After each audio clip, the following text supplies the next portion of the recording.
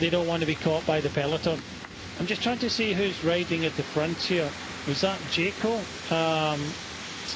Is it Eddie Dunbar that's riding, trying to get Michael Matthews in second place there? That would make sense, wouldn't it? Because you'd back Matthews out of the group we've seen on our screen to be able to out-sprint them. 20 seconds is still touch and go whether they're going to hold on. 19 seconds now, so, and pushed out 20 seconds, so Eddie Dunbar doing a good job. One of the other teammates was in there as well, towards the back, but yeah, Michael Matthews, I think by far the quicker of the riders in that group, and I think coming back after the illness that he had, kept him out of the Tour de France. You know, you'll take a podium here. Yeah, very, very serious. Michael Matthews, who says that if he'd have continued unchecked, he could well no longer be here. Nice to see him back racing. Fit and well and healthy. Talking of the gaps, Brian, well, it's continued to rise. 40 seconds now for Del Toro. 3 kilometres to ride, and this is turning into a victory possession.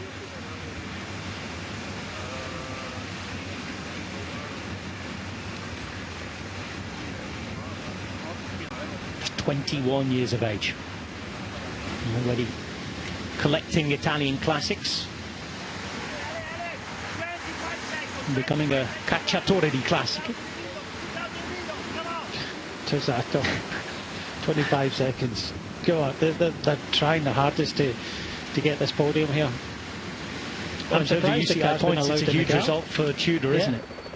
Of course it is. Surprised to let the car in the gap. It's, you know, only 20 odd seconds there. Very lenient.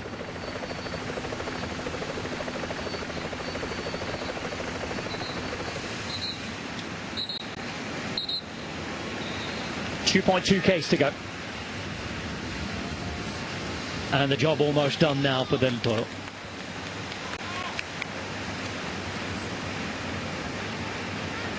Over the bridge onto this very short cobbled section. Certainly not Paris-Roubaix start. More San Pietrini. Back over the river and into town. Oh, what a run he's been on. The Giro was an incredible achievement, as it was after the oldest classic in the world was won to start his season in March when he won at Milano-Torino. Then the 17th stage of the Giro in Bormio.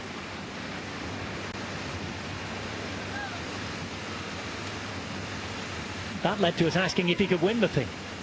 Right up until stage 20, when he has an opportunity to do so. Of course, he looked at Carapaz. Carapaz looked back at him. Simon Yates was off riding away to a fairy tale victory.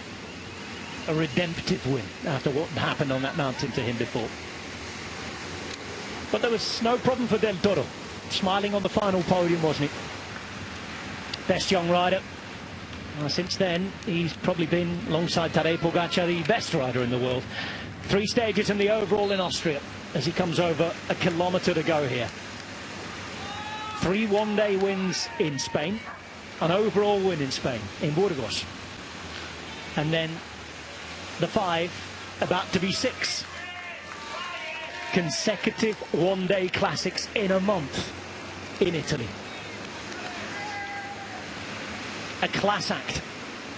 And today not just showing his class, but also his strength. 40 seconds or so down when he started the climb. One by one he picked them off in seated style, reminiscent of the team's big boss, Mr. Pogacar. But it's the next generation, the next big thing, who is here and already doing the business. The whole of Mexico will be watching because he's done it again. A radio thanks to the team, but this year it's going to be 7th heaven with 7 Italian classics picked up. From Milano-Torino to Lanciano, Toscana, Sabatini, Matteotti, Emilia last weekend, and now Piemonte. Glorious old traditional names taken by a man to move things on from his nation.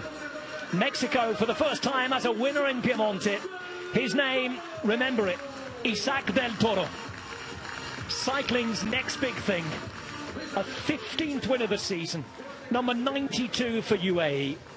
But it's not about the stats, Brian Smith, it's about the way he wins. So relaxed. Sorry for laughing there. He just stops. No, you know, big high fives, hugs or anything. He just like done the job. That's it. Sprint for second place, Rob. Mollema in the multicoloured jersey for Lidl Trek. He's leading it out here. She should on paper have the turn of speed. He does as well on the road. And Hirschi Fortuna will take second place. And the old man Mollema still going strongly with one season until his retirement, finishes on the podium.